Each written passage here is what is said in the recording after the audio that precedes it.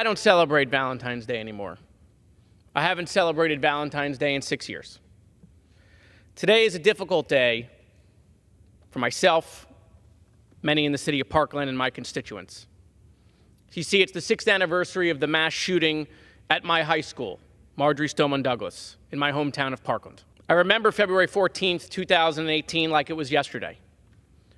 I was in Tallahassee when my wife called and said something terrible has happened at the high school around the corner from our home. I was informed that there had been a mass shooting. I immediately traveled home to Parkland. I went to the school that I graduated from and saw what it looks like when your high school is turned into a war zone.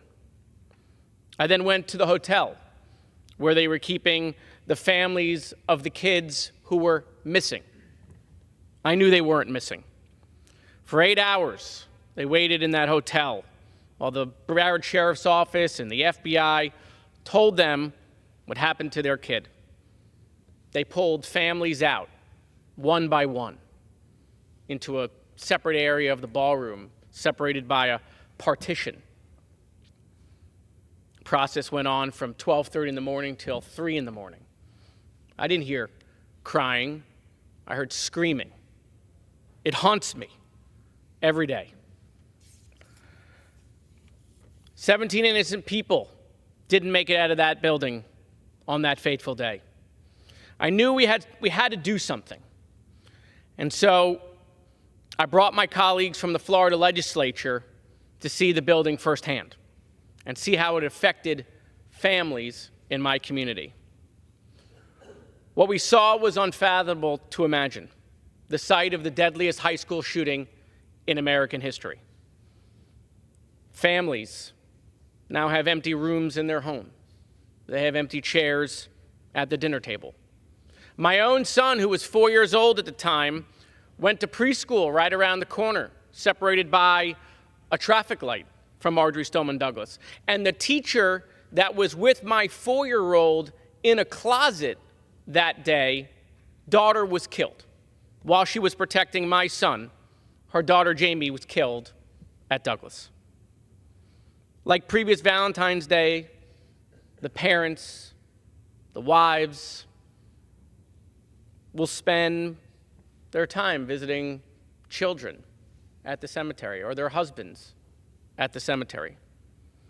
I remember parents telling me one thing, and they said it over and over, and it has stuck with me ever since. And they said the only thing I did wrong was send my kid to school. That's not on them. That's an indictment on us. It's an indictment on the elected officials who have failed to do nothing to keep our kids safe in school. I mean, look at them.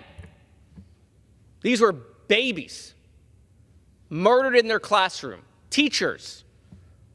Aaron Feist, I went to high school with. He was on my football team when we were in high school. He became a football coach. He ran in to try to help and was gunned down.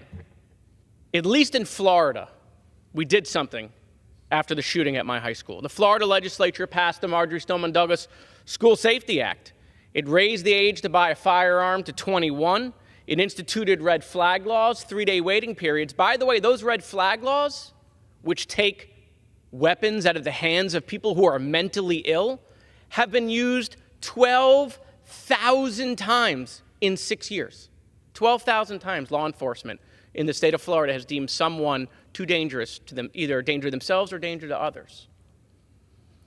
We put hundreds of millions of dollars into mental health, school resource officers, school safety, and this was passed on a bipartisan basis. In fact, it was led by my Republican colleagues, A-plus rated members of the NRA, signed into law by Governor Scott, who became a U.S. Senator. They got it right that day. They got it right. And we did that while still upholding people's constitutional freedoms and rights. Madam Speaker, as we sadly reflect today on the 6th anniversary of the mass shooting at Marjory Stoneman Douglas High School, I'm going to use the rest of my time to sit in silence after I read the names of the victims. Alyssa Alhadeff, Martin Duque Anguiano, Scott Beagle, Nicholas Dorette, Aaron Feiss, Gentlemen's time's expired. Jamie Guttenberg, Chris Hickson, Luke Hoyer, Kara Lochran, Gina Montalto, Joaquin Oliver, Elena Petty, Meadow Pollock, Helena Ramsey, Alex Schachter, Carmen Shemtrup, and Peter Wang. Thank you, Madam Speaker.